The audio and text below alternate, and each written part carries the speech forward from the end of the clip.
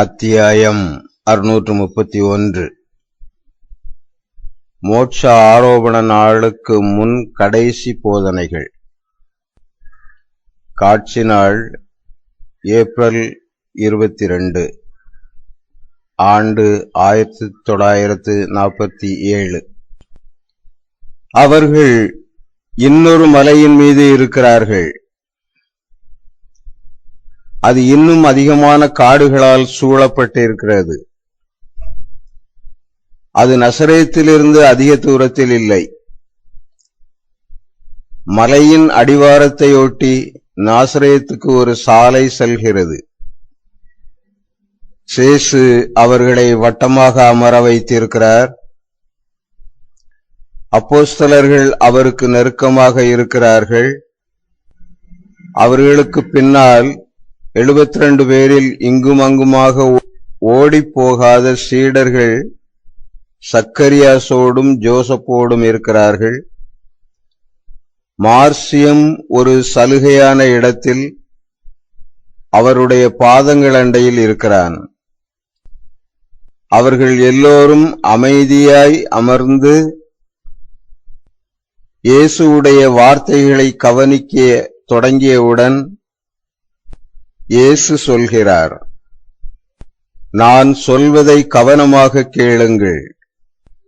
ஏனென்றால் எல்லாவற்றிலும் அதிக முக்கியத்துவம் உள்ள காரியங்களை நான் உங்களுக்கு சொல்வேன். நீங்கள் அவற்றை முழுவதுமாக புரிந்து கொள்ள மாட்டீர்கள். ஆனால் எனக்கு பின் வருகிறவர் அவற்றை நீங்கள் புரிந்து கொள்ளச் செய்வார். எனவே நான் சொல்வதை கவனியுங்கள். மனிதனுடைய மிக பலவீனமான உடல் மன அமைப்பானது பாவத்தினால் தளர்வு செய்யப்பட்டுள்ளதால் கடவுளுடைய உதவியின்றி மனிதன் எளிதாக பாவத்தில் விழுகிறான் என்பதில் உங்களை விட அதிக தெளிவு பெற்றிருக்கிறவர்கள் வேறு யாரும் இல்லை. எனவே உங்களை இரட்சிப்பதற்காக உங்களுக்கு இவ்வளவு அதிகமானவற்றை தந்த பிறகு என் பலியின் பலன்களினால் நிலைத்திருப்பதற்கான வழிகளையும் நான் உங்களுக்கு தராமல் போவேன் என்றால் நான் ஒரு விவேகமற்ற இரட்சகராகத்தான் இருப்பேன். வரப்பிரசாதத்தை மனிதர்கள் பெறவிடாமல் தடுத்து அவர்களுடைய பலத்தை, அதாவது வரப்பிரசாதத்தோடு இணைந்திருக்கும் நிலையை அவர்களிடமிருந்து அகற்றிவிடுகிற பாவத்தில் இருந்தே பாவத்தை எளிதாக செய்கிற குணம் மனிதனுக்கு வருகிறது. ஆனால் நீர் எங்களுக்கு வரப்பிரசாதத்தை தந்திருக்கிறீரே என்று நீங்கள் சொல்கிறீர்கள். இல்லை, அது என் மரணம் வரைக்குத்தான் நீதிமான்களுக்கு தரப்பட்டது. எதிர்கால மக்களுக்கு அதை தருவதற்கு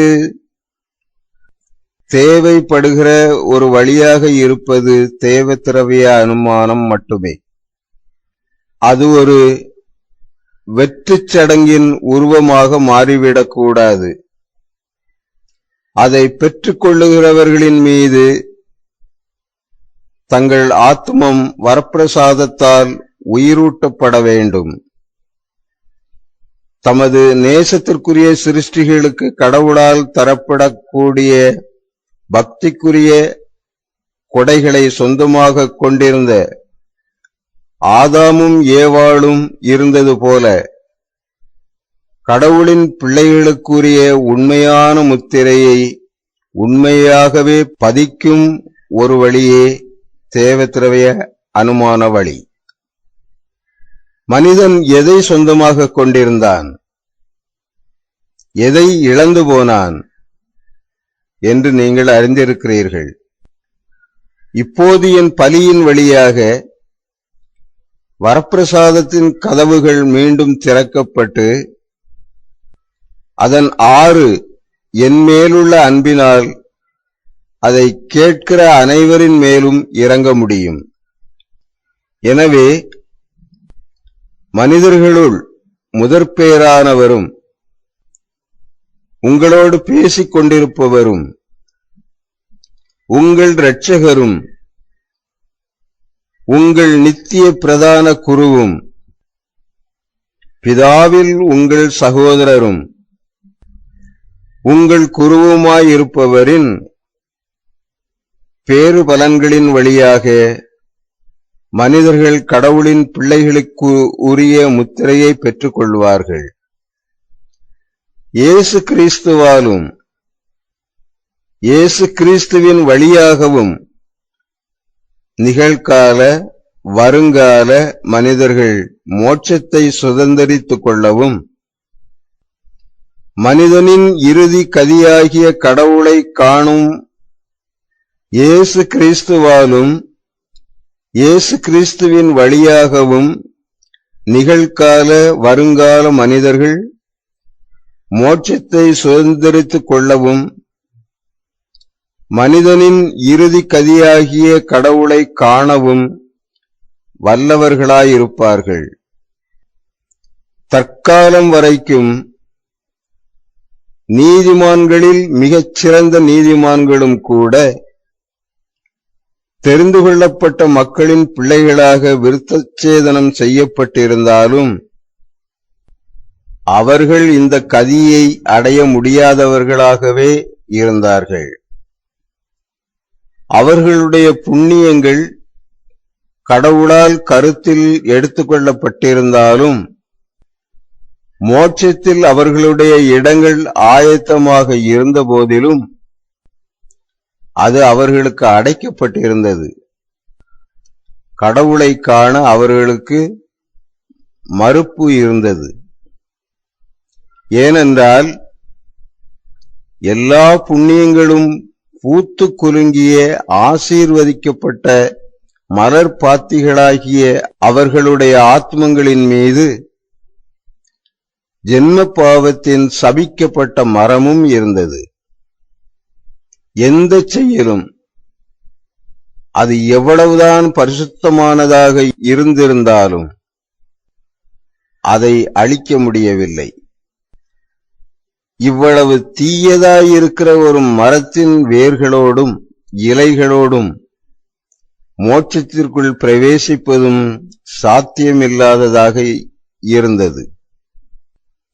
ஆயத்த நாளன்று பிதாக்களுடையவும் தீர்க்கதரிசிகளுடையவும் இஸ்ராயேலின் சகல நீதிமான்களுடையவும் பெருமூச்சுக்கள் நிறைவேற்றப்பட்டுவிட்ட இரட்சணியத்தின் மகிழ்ச்சியால் தணிக்கப்பட்டன. மலையின் பனியை விட அதிக வெண்மையாயிருந்த அவர்களுடைய ஆத்மங்களில் இருந்து அவர்களுடைய புண்ணியம் அத்தகையதாயிருந்தது. பரலோகத்திலிருந்து அவர்களை விலக்கி வைத்திருந்த அந்த ஒரே ஒரு கரை அவர்களிடமிருந்து அகற்றப்பட்டது. ஆனாலும் உலகம் தொடர்கிறது. சந்ததிகள் அடுத்தடுத்து எழும்புகின்றன, இனியும் எழும்பும். மக்கள் அடுத்தடுத்து கிறிஸ்துவிடம் வருவார்கள். ஒவ்வொரு புதிய சந்ததியையும் ரட்சிக்கும்படி கிறிஸ்து ஒவ்வொரு சந்ததிக்கும் ஒவ்வொரு முறையும் சாக முடியுமா? அல்லது தம்மிடம் வருகிற ஒவ்வொரு மக்களுக்காகவும் அவர் சாக முடியுமா? இல்லை, அவரால் முடியாது. கிறிஸ்து ஒருமுறை மரித்தார். இனி அவர் என்றென்றும் மரிக்காமல் வாழ்வார்.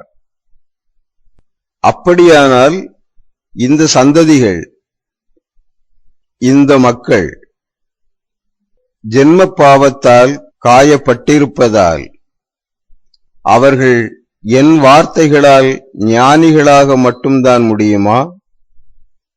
பரலோகத்தை சுதந்தரித்துக் கொள்ள முடியாதா? இல்லை, அது நீதியாக இருக்காது. அவர்கள் மட்டில் அது நீதியாக இருக்காது. ஏனென்றால் என் மீது அவர்கள் கொள்ளும் சிநேகம் பயனற்று போகும். எனக்கும் அது நீதியாக இருக்காது.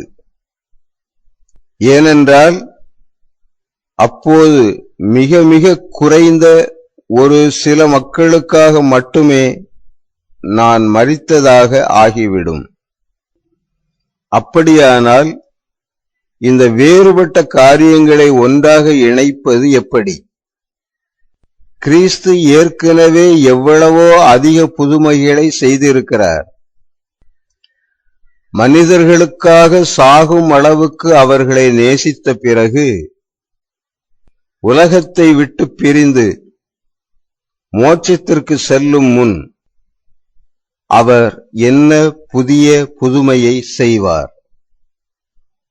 திடப்படுத்தி அர்ச்சிக்கிற உணவாகவும் தமது அன்பின் ஞாபகார்த்தமாகவும் அவர் தம் திருச்சரீரத்தையும் தம் திரு இரத்தத்தையும் உங்களுக்கு தந்துள்ளதன் மூலமாகவும் உலக முடிவு வரையில் சீடர்களுக்கும் சீடர்களின் சீடர்களுக்கும் ஓர் அர்ச்சிப்பின் வழியாகவும் என் ஞாபகமாகவும் நான் செய்ததை செய்யும்படி உங்களுக்கு கட்டளை தந்ததன் மூலமாகவும் அவர் ஏற்கனவே ஒரு புதுமையை நிகழ்த்தியிருக்கிறார். ஆனால் அந்த மாலையில் நீங்கள் ஏற்கனவே வெளியரங்கமாக சுத்தமாயிருந்தபோது நான் என்ன செய்தேன் என்று உங்களுக்கு நினைவிருக்கிறதா? ஒரு துண்டை என் இடுப்பில் கட்டிக்கொண்டு உங்கள் பாதங்களை நான் கழுவினேன். அந்த மிக தாழ்மைப்படுத்தும் செய்கையால் அவதூறடைந்த உங்களில் ஒருவனிடம் நான் உன்னை கழுவாவிடில் உனக்கு என்னோடு பங்கில்லை என்று சொன்னேன். நான் சொன்னதன் பொருளை, எந்த பங்கை பற்றி நான் பேசிக் கொண்டிருந்தேன் என்பதை, என் செயலால் எதை நான் குறித்து காட்டினேன் என்பதை நீங்கள் அப்போது புரிந்து கொள்ளவில்லை. நல்லது, நான் அதை இப்போது உங்களுக்கு சொல்கிறேன். என் ராஜ்யத்தில் பிரவேசிக்கவும் அதில் பங்கு பெறவும் பரிசுத்தமாயிருக்க வேண்டியதின் அவசியத்தையும் தாழ்ச்சியையும் அதில் உங்களுக்கு கற்பித்தேன். அதுபோக நீதிமானாகவும் அதனால் தனது ஆத்மத்திலும் புத்தியிலும் பரிசுத்தமானவனாகவும் இருக்கிற ஒரு மனிதனிடம் இருந்து அவசியமான விதத்தில் மனிதர்களுக்கு மத்தியில் சேர்ந்து வாழ்வதால் நீதிமான்களிலும் கூட சுத்தமான கைகால்களிலும் உடல்களிலும் படியும் வெறும் தூசியாலேயே எளிதாக கரைப்படுத்தப்படக்கூடியதாக இருக்கிற பகுதியை கடைசியாக ஒரு முறை மட்டும் கடவுள் கட்டாயமாக கழுவுகிறார் என்பதையும் அன்போடு உங்கள் கவனத்திற்கு கொண்டு வந்தேன். அதன் பிறகு நான் உங்களுக்கு மற்றுமொரு காரியத்தை கற்பித்தேன். மனிதனுடைய லௌகீக பகுதியாகிய மாமிசத்தை குறித்து காட்டும்படி சேற்றிலும் தூசியிலும் அவ்வப்போது அசுத்தங்களிலும் நடந்து போகும் உடலின் கீழ்ப்பகுதியான உங்கள் பாதங்களை நான் கழுவினேன். இந்த மாமிசமாகிய பகுதி எப்போதுமே சில குறைபாடுகளை கொண்டதாக இருக்கிறது. கடவுளின் செய்கையின் வழியாக அல்லது கடவுளின் சுவாபத்தாலோ ஜென்ம பாவமின்றி இருக்கிறவர்கள் இதற்கு விதிவிலக்கு. இத்தகைய குறைபாடுகள் அவ்வப்போது கடவுள் மட்டுமே காணக்கூடிய அளவுக்கு மிக நுண்ணியவையாக இருக்கின்றன. ஆயினும் அவை வளர்ந்து பலம் பெற்று சுபாவம் ஆன பழக்கங்களாக மாறிவிடாதபடி ஒருவன் அவற்றை பற்றி விழிப்பாய் இருப்பதோடு அவற்றை வேருடன் களையும்படி போராடவும் வேண்டும். எனவே நான் உங்கள் பாதங்களை கழுவினேன். எப்போது? அப்பத்தை பிட்டு அதையும் இரசத்தையும் என் சரீரமாகவும் இரத்தமாகவும் பொருண்மை மாற்றம் செய்வதற்கு முன்பாக. ஏனென்றால் நான் கடவுளுடைய செம்மறி புருவையாக இருக்கிறேன். சாத்தான் தன் அடையாளத்தை கொண்டிருக்கிற இடத்தில் இறங்கி வர என்னால் முடியாது. எனவேதான் நான் முதலில் உங்களை கழுவினேன். அதன்பின் என்னையே உங்களுக்கு தந்தேன். என்னிடம் வருகிறவர்கள் என் சரீரத்தை தகுதியில்லாத முறையில் பெறாதபடியும் அது அவர்களுக்கு பயங்கரத்திற்குரிய தண்டனை தீர்ப்பாக மாறிவிடாதபடியும் ஞானஸ்நானத்தினால் நீங்களும் அவர்களை கழுவுங்கள். நீங்கள் திகைக்கிறீர்கள், ஒருவரை ஒருவர் பார்த்துக் கொள்கிறீர்கள். அப்படியானால் யூதாஸ் என்று உங்கள் கண்களால் கேட்கிறீர்கள். நான் உங்களுக்கு சொல்லுகிறேன், யூதாஸ் தன் மரணத்தை உட்கொண்டான். அன்பின் உன்னதமான செயல் அவனுடைய இருதயத்தை தொடவில்லை. அவனுடைய குருவின் கடைசி முயற்சி அவனுடைய இருதயத்தில் கல்லை தட்டியது. அந்த கல்லின் மேல் தோ என்னும் அச்சர அடையாளம் இருக்க வேண்டிய இடத்தில், அதாவது எசேக்கியேல் 9:6 உள்ள விலங்கின் அடையாளமாகிய சாத்தானின் பயங்கரமுள்ள முதல் எழுத்து பொறிக்கப்பட்டுள்ளது. எனவே திவ்ய நற்கருணை விருந்துக்கு உங்களை அனுமதிப்பதற்கு முன்பாக உங்கள் பாவங்களின் சங்கீர்த்தனத்தை கேட்பதற்கு முன்பாக பரிசுத்த ஆவியானவரை உங்களுக்குள் ஊற்றி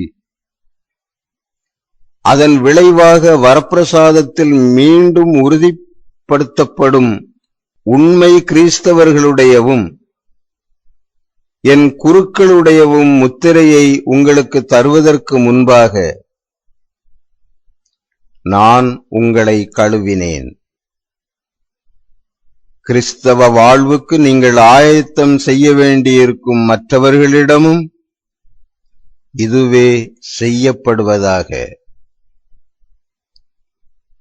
இருதயங்களிலிருந்து ஜென்மப்பாவம் நீக்கப்படும்படியாகவும் பாவங்கள் மன்னிக்கப்படும்படியாகவும் வரப்பிரசாதமும் பரிசுத்த புண்ணியங்களும் பொழியப்படும்படியாகவும் ஆண்டவரின் வரப்பிரசாதத்தில் ஜீவிக்கும் மனிதருடைய சரீரங்களாகிய அர்ச்சிக்கப்பட்ட தேவாலயங்களில் தங்கும்படி பரிசுத்த ஆவியானவர் இறங்கி வரும்படியாகவும் என் அளவற்ற பேறுபலன்களின் வழியாக திரியேக சர்வேஸ்வரனின் நாமத்திலும் என் நாமத்திலும் நீரால் ஞானஸ்நானம் கொடுங்கள். பாவத்தை நீக்குவதற்கு தண்ணீர் தேவையாயிருந்ததா? தண்ணீர் ஆத்துமத்தை தொடுகிறதில்லை. ஆயினும் எல்லா செயல்களிலும் மிகவும் உலகத்தன்மையாயிருக்கிற மனிதனுடைய பார்வையை லௌகீகம் அல்லாத ஞான அடையாளமானது தொடுகிறது இல்லை. காணக்கூடிய ஒரு வழியில் அல்லாமலும்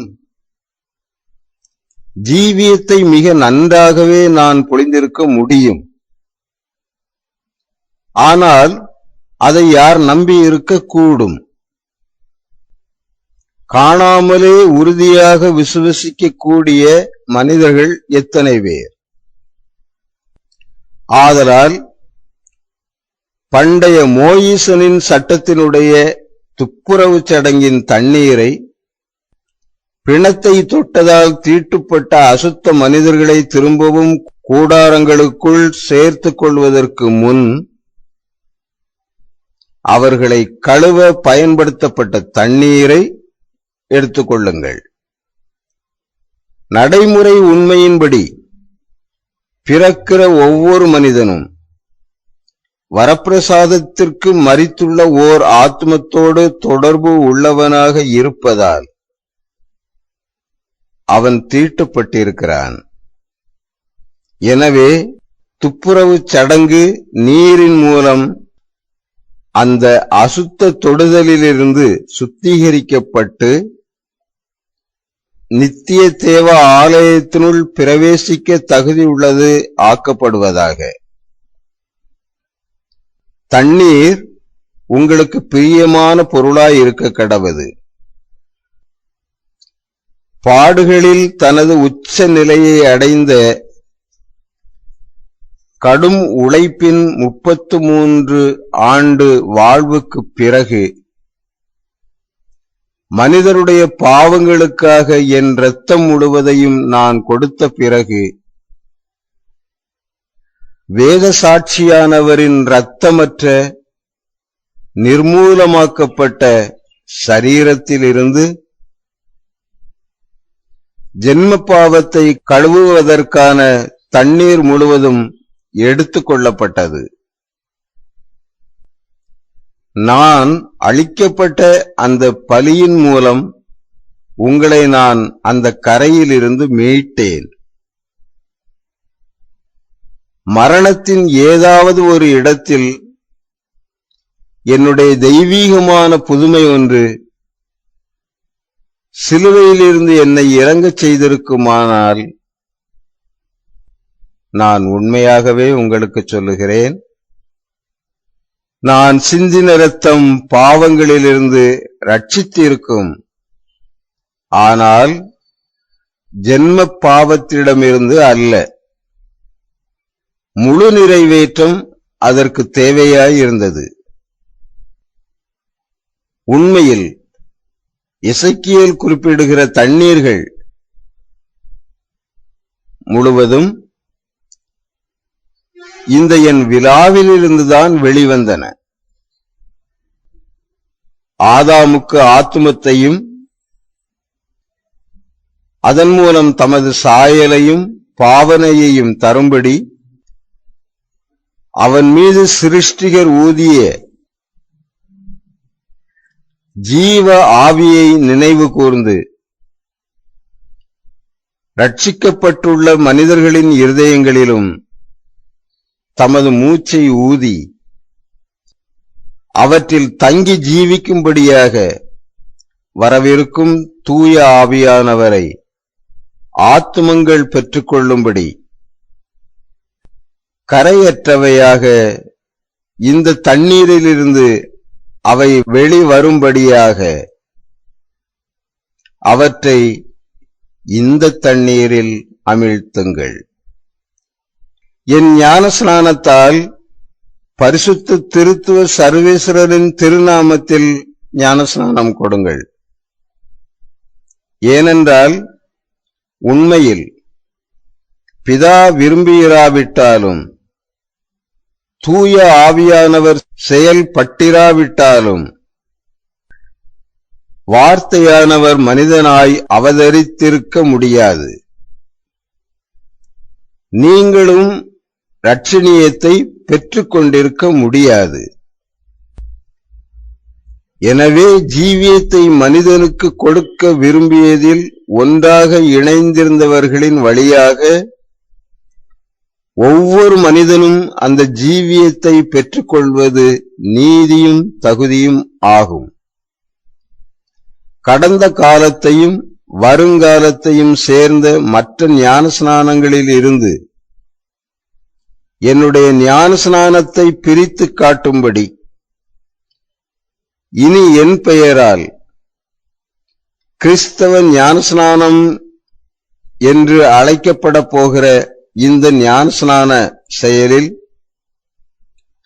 பிதா, சுதன், தூய ஆவியானவர் ஆகிய மூவரும் குறிப்பிடப்பட வேண்டும். இதை தவிர மற்ற ஞானஸ்நானங்கள் வெறும் வெற்றுச் சடங்குகளாக மட்டுமே இருக்கும். அழியாத பாகத்தின் மீது பதிக்கப்படும் அழிக்க முடியாத அடையாளங்களாக இருக்காது.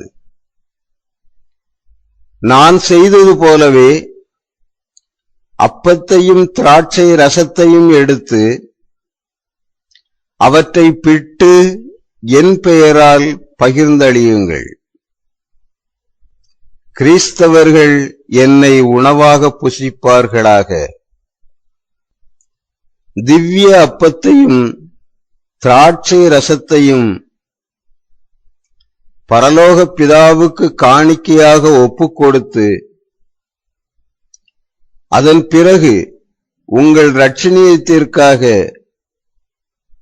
நான் சிலுவையின் மீது ஒப்புக் கொடுத்ததும் என்னை நிர்மூலமாக்கியதுமாகிய பலியின் ஞாபகமாக அதை புசியுங்கள். குருவும் பலிப்பொருளுமாகிய நானே என்னை ஒப்புக் கொடுத்து என்னையே நிர்மூலமாக்கிக் கொண்டேன். நான் விரும்பாவிட்டால் எவனும் என்னைக் கொண்டு அப்படி செய்ய இயலாது என்பதற்காக. நீங்களோ என் குருக்களே, என் நினைவாகவும் என் பலியின் அளவற்ற பொக்கிஷங்கள் கடவுளை நோக்கி பரிசுத்த மன்றாட்டாய் எழும்பி செல்லும்படியாகவும் உறுதியான விசுவாசத்துடன் அவற்றை வேண்டுவோர் அனைவரின் மீதும் அவை பயனுள்ள முறையில் இறங்குமாறும் இதை செய்யுங்கள். உறுதியான விசுவாசம் என்று சொன்னேன். திவ்ய நற்கருணையாகிய போஜனத்தையும் திவ்ய நற்கருணை பலியையும் பெற்றுக்கொள்வதிலும் பயன்படுத்துவதிலும் விசுவாசத்தை அன்றி எந்த விஞ்ஞானமும் தேவையில்லை. என்னாலும் எனக்கு பின் வருகிறவர்களாலும் புதிய திருச்சபையின் புதிய பிரதான குருவான ராயப்பனாகிய உன்னாலும் அல்பேசின் யாகப்பனாகிய உன்னாலும் அருளப்பனாகிய உன்னாலும் பலவேந்திரனாகிய உன்னாலும் சீமோனாகிய உன்னாலும் பிலிப்புவாகிய உன்னாலும் பர்த்தலோமேயுவாகிய உன்னாலும் தோமையாகிய உன்னாலும் யூதா ததேயுவாகிய உன்னாலும் செபதேயுவின் யாகப்பனாகிய உன்னாலும் அதிகாரம் கொடுக்கப்பட்டவர்கள் என் பெயரால் தேவ வசீகரம் செய்யப்படுகிற அந்த அப்பமும் அந்த திராட்சை ரசமும் என் மெய்யான சரீரமும் என் மெய்யான இரத்தமுமாக இருக்கின்றன என்ற விசுவாசம். அதை உட்கொள்ளுகிறவன் சரீரத்தோடும் இரத்தத்தோடும் ஆத்துமத்தோடும் தெய்வீகத்தோடும் என்னை பெற்றுக் கொள்ளுகிறான். என்னை ஒப்புக் கொடுக்கிறவன் உலகின் பாவங்களுக்காக இயேசு கிறிஸ்து தம்மையே ஒப்புக் கொடுத்தது போல தானும் அவரை ஒப்புக் கொடுக்கிறான். ஓர் அறிஞனையும் வளர்ச்சி அடைந்தவனையும் போலவே ஒரு குழந்தையும் அறிவற்றவனும் கூட என்னை உட்கொள்ள முடியும். உங்களுள் எந்த ஒரு மனிதனும் பெறக்கூடிய அதே அனுகூலங்களை ஒரு குழந்தையும் அறிவற்றவனும் பெற்றுக்கொள்வார்கள். விசுவாசமும் ஆண்டவருடைய வரப்பிரசாதமும் அவர்களில் இருப்பது அதற்கு போதுமானது. ஆனால் ஒரு புதிய ஞானஸ்நானத்தை, தூய ஆவியானவரின் ஞானஸ்நானத்தை பெற்றுக்கொள்ளப் போகிறீர்கள். அதை நான் உங்களுக்கு வாக்களித்தேன். அது உங்களுக்கு தரப்படும். தூய ஆவியானவர் தாமே உங்கள் மீது இறங்கி வருவார். எப்போது என்று உங்களுக்கு நான் சொல்லுகிறேன். அவரை கொண்டு குருத்துவ கொடைகளின் முழுமையில் நீங்கள் நிரம்பி வழிவீர்கள். எனவே கிறிஸ்தவர்களை வரப்பிரசாதத்தில் உறுதிப்படுத்தவும், தேற்றுகிறவரின் கொடைகளை அவர்களுக்குள் பதிக்கவும் நான் உங்களுக்கு செய்தது போல நீங்கள் யாரை கொண்டு நிரம்பி வழிவீர்களோ அந்த பரிசுத்த ஆவியானவரை அவர்கள் மீது பொழிவது உங்களால் கூடுமாயிருக்கும். குருத்துவத்தை விட சற்று தாழ்ந்த அரச தன்மையுள்ள தேவத்திரவிய அனுமானம், உறுதி பூசுதல் என்ற முறையில் கரங்களை தலைமேல் வைப்பது, முன்பு குருக்களை அபிஷேகம் செய்ய பயன்படுத்தப்பட்ட வாசனையுள்ள தைலத்தால் பூசுவது ஆகியவற்றோடு மோயிசனின் அபிஷேகங்களின் சடங்குகளுக்குரிய ஆடம்பர முக்கியத்துவத்தை கொண்டிருக்க வேண்டும். இல்லை, ஒருவரை ஒருவர் அப்படி அச்சத்தோடு பார்த்து கொள்ளாதீர்கள். தேவ நிந்தையான வார்த்தைகளை நான் பேசவில்லை. தேவ நிந்தையான செயல்களை நான் உங்களுக்கு கற்பிக்கவில்லை.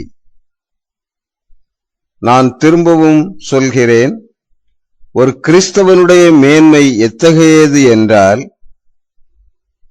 அது ஒரு குருத்துவத்திற்கு சற்று தாழ்ந்தது. குருக்கள் எங்கே வசிக்கிறார்கள்? தேவாலயத்தில். ஒரு கிறிஸ்தவனோ உயிருள்ள தேவாலயமாக இருப்பான். குருக்கள் என்ன செய்கிறார்கள்? ஜெபங்கள், பலிகள் மற்றும் விசுவாசிகளை பராமரித்தல் ஆகியவற்றின் மூலம் அவர்கள் கடவுளுக்கு ஊழியம் செய்கிறார்கள். அவர்கள் செய்திருக்க வேண்டியது அதுதான். ஒரு கிறிஸ்தவனோ ஜெபத்தாலும் பரித்தியாகத்தாலும் சகோதர சிநேகத்தாலும் கடவுளுக்கு ஊழியம் செய்வான். நான் உங்களுடையவும் இன்னும் பலருடையவும் பாவ சங்கீர்த்தனத்தை கேட்டது போலவும் உண்மையான மனந்திரும்புதலை கண்ட இடத்தில் நான் மன்னித்தது போலவும் நீங்கள் பாவ சங்கீர்த்தனங்களை கேட்பீர்கள். நீங்கள் நிலை குலைந்து போகிறீர்களா? ஏன்? பிரித்து பார்க்க உங்களால் முடியாமல் போகலாம் என்று பயப்படுகிறீர்களா? வேறு சந்தர்ப்பங்களில் நான் ஏற்கனவே பாவத்தை பற்றியும் பாவத்திற்கான தீர்ப்பு பற்றியும் நான் பேசியிருக்கிறேன். ஆயினும் தீர்ப்பிடும்படி ஒரு செயல் பாவமா இல்லையா என்பதையும் அதன் கனாகனம் எத்தகையது என்பதையும் தீர்மானிக்கிற 7 நிபந்தனைகளையும் சிந்திக்க நினைவாயிருங்கள். அவற்றை நான் மீண்டும் உங்களுக்கு நினைவுபடுத்துகிறேன். ஒருவன் எப்போது எத்தனை தடவைகள் பாவம் செய்தான், யார் பாவம் செய்தது, யாரோடு, எதனோடு, பாவத்தின் காரியம் என்ன, பாவத்தின் காரணம் என்ன, ஏன் ஒருவன் பாவம் செய்தான் என்பவை அவை. அஞ்சாதீர்கள், தூய ஆவியானவர் இந்த காரியத்தில் உங்களுக்கு உதவுவார். ஒரு பரிசுத்த ஜீவியத்தை நீங்கள் அனுசரிக்க வேண்டுமென்றுதான் என் முழு இருதயத்தோடும் நான் உங்களை வேண்டிக் கொள்ளுகிறேன். அது உங்களில் உள்ள சுபாவத்திற்கு மேற்பட்ட ஒளிகளை எந்த அளவுக்கு அதிகரிக்கும் என்றால், மனிதருடைய இருதயங்களை தவறின்றி வாசிப்பதில் நீங்கள் வெற்றி பெறுவீர்கள். தங்கள் பாவங்களை வெளிப்படுத்த அஞ்சுகிறவர்கள் அல்லது அவற்றை சங்கீர்த்தனம் செய்ய மறுப்போர் ஆகிய பாவிகளிடம் அன்போடு அல்லது அதிகாரத்தோடு அவர்களுடைய இருதயங்களின் நிலை பற்றி சொல்லி, அதனால் அச்சமுள்ளவர்களுக்கு உதவவும் மனம் திரும்பாதவர்களை வெட்கி நாணச் செய்யவும் உங்களால் கூடுமாயிருக்கும். பூலோகம் தன் பாவத்தை மன்னிக்கிறவரை இழக்கப் போகிறது என்பதையும், நீங்கள் நான் இருந்தது போல நீதியும் பொறுமையும் இரக்கமும் உள்ளவர்களாக, ஆனால் பலவீனம் இல்லாதவர்களாக இருக்க வேண்டும் என்பதையும் மனதில் கொண்டிருங்கள். பூலோகத்திலே நீங்கள் எதை கட்டவிழ்ப்பீர்களோ அது பரலோகத்திலும் கட்டவிழ்க்கப்படும். இங்கே நீங்கள் எதை கட்டுவீர்களோ அது பரலோகத்திலும் கட்டப்படும். இதை நான் உங்களுக்கு சொன்னேன். பரிசுகள் அல்லது மிரட்டல்களால் வெறுப்புகள் உங்களை கெடுத்துவிட உங்களை அனுமதியாமல், கடவுள் ஒவ்வொருவனிடமும் ஒவ்வொரு காரியத்திலும் பாரபட்சமின்றி இருப்பது போல நீங்களும் இருந்து, மனிதனுடைய பலவீனத்தையும் அவனுடைய எதிரிகளின் கண்ணிகளையும் மனதில் தாங்கியுள்ளவர்களாக அளவான முதிர்ந்த சிந்தனையோடு ஒவ்வொரு மனிதனையும் தீர்ப்பிடுங்கள். தம்மால் தெரிந்து கொள்ளப்பட்டவர்களும் விழுந்துவிட கடவுள் சில சமயங்களில் அனுமதிக்கிறார் என்பதை நான் உங்களுக்கு ஞாபகப்படுத்துகிறேன். அவர்கள் விழுவதைக் காண அவர் விரும்புகிறார் என்ற காரணத்தினால் அல்ல, மாறாக ஒரு வீழ்ச்சியிலிருந்து ஒரு பெரிதான எதிர்கால நன்மை வரும்படியாகத்தான் அவர் இப்படி செய்கிறார். எனவே விழுகிறவர்களுக்கு உங்கள் கரங்களை நீட்டுங்கள். ஏனென்றால் அந்த வீழ்ச்சி என்றென்றைக்கும் இனி இல்லாமல் போய் இரத்தத்தில் ஆரோக்கியத்தை கொண்டுவரும் ஒரு சுத்திகரிப்பை விட்டுச் செல்லுகிற ஒரு நோய்க்குரிய மருந்தாயிருக்கிற ஒரு திருப்பு முனையா என்பது உங்களுக்கு தெரியாது. நாம் பேசுகிற இக்காரியத்தில் அது பரிசுத்தத்தனத்தை கொண்டு வருகிறது. அதற்கு பதிலாக என் இரத்தத்தின் மட்டில் சங்கையற்று இருப்பவர்களிடமும் தெய்வீக ஞானஸ்நானத்தால் இப்போதுதான் சுத்திகரிக்கப்பட்டு 100 தடவைகள் அசுத்தத்திற்குள் தங்களை வீசி எரிகிறவர்களிடமும் கண்டிப்பாயிருங்கள். அவர்களை சபிக்காதீர்கள், ஆனால் அவர்களிடம் கண்டிப்பாயிருங்கள், அறிவுறுத்துங்கள். 70 முறை 7 முறை அவர்களை கடிந்து கொள்ளுங்கள். தங்கள் சகோதரர்களுக்கு இடரலாயிருக்கும் ஒரு பாவத்தில் அவர்கள் பிடிவாதமாக நிலைத்திருப்பது அவர்களுடைய செயல்களில் பங்காளிகளாக உங்களை ஆக்கிவிடாதபடி அவர்கள் மீது நடவடிக்கை எடுக்க உங்களை வற்புறுத்தும் போது மட்டும் தெரிந்து கொள்ளப்பட்டவர்களிடமிருந்து அவர்களை வெட்டி நீக்கிவிடும் அதீதமான தண்டனையை பயன்படுத்துங்கள்.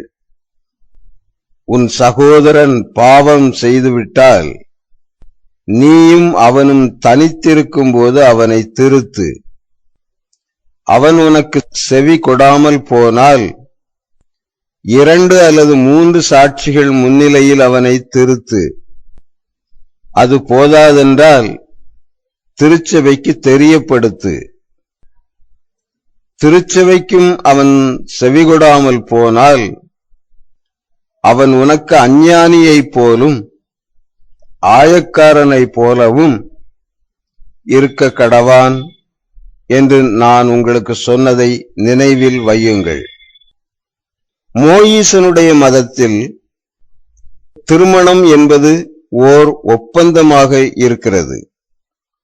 புதிய கிறிஸ்தவ வேதத்தில் அது ஒரு புனிதமான, பிரிக்கப்பட முடியாத செயலாய் இருக்க கடவது. மனுக்குலத்தை பெருகச் செய்வதில் கணவனையும் மனைவியையும் ஆண்டவர் தமது 2 ஊழியர்கள் ஆக்கும்படியாக அவருடைய வரப்பிரசாதம் அவர்கள் மேல் இறங்கி வருவதாக.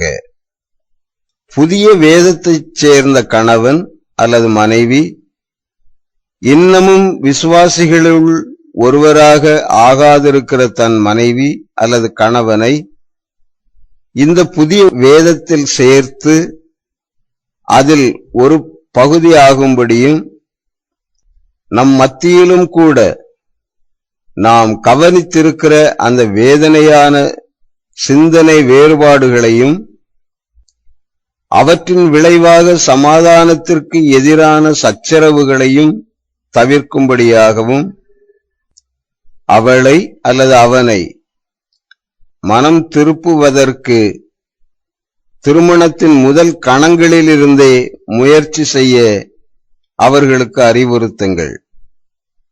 ஆனால் அது ஆண்டவரின் விசுவாசம் உள்ளவர்களை பற்றிய பிரச்சனையாக இருந்தால் எக்காரணத்தை கொண்டும் கடவுள் இணைத்தது பிரிக்கப்படாதிருக்க வேண்டும். கணவன் அல்லது மனைவி கிறிஸ்தவராயிருந்து ஓர் அஞ்ஞானியோடு இணைக்கப்பட்டிருக்கிற போது அந்த கிறிஸ்தவர் பொறுமையோடும் சாந்தத்தோடும் தன்னுடைய விசுவாசத்தை காப்பதற்காக மரிக்கும் அளவுக்கு பலத்தோடும் கூட தனது சிலுவையை சுமந்து கொள்ள வேண்டும். ஆனால் தான் மணந்து கொண்டவரோடு முழு சம்மதத்தோடு பிரியாமல் இருக்க வேண்டும் என்று நான் அறிவுரை கூறுகிறேன். கிறிஸ்தவ வேதம் பரவி விசுவாசிகளுக்கிடையே திருமணங்கள் நிகழும் சாத்தியம் உருவாகும் வரைக்கும் திருமண அந்தஸ்தில் அதிக உத்தமமான ஒரு ஜீவியத்திற்கு இதுவே என் அறிவுரையாகும். அப்படி விசுவாசிகளிடையே திருமணங்கள் நடக்கும் காலம் வரும்போது அந்த திருமண பந்தம் புனிதமானதாகவும் பிரிக்கப்படக்கூடாததாகவும் அவர்களுடைய அன்பு பரிசுத்தமாயும் இருக்க கடவது.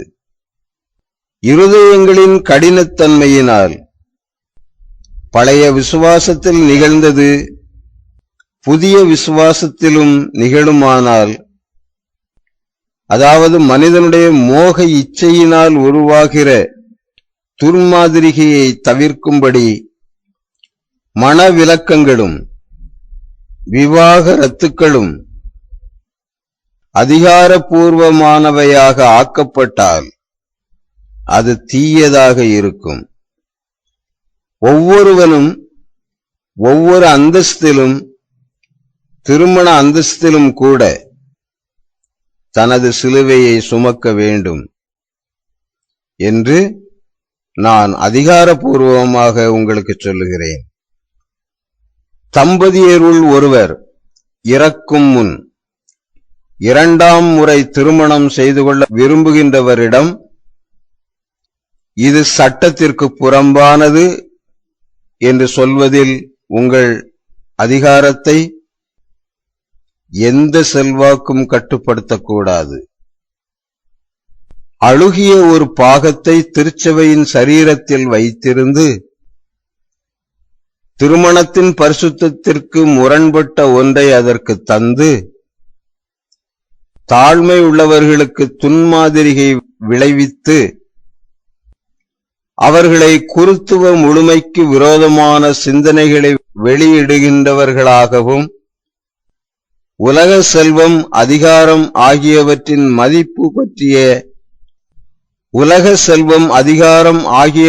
மதிப்பு பற்றி பேசுகிறவர்களாகவும் ஆக்குவதை விட அந்த அழுகிய பாகம் தானாகவோ அல்லது மற்றவைகளால் பின்தொடரப்பட்டோ விலகிப் போய்விடுவது அதிக நல்லதாயிருக்கும் என்று நான் அதிகாரபூர்வமாக சொல்கிறேன்.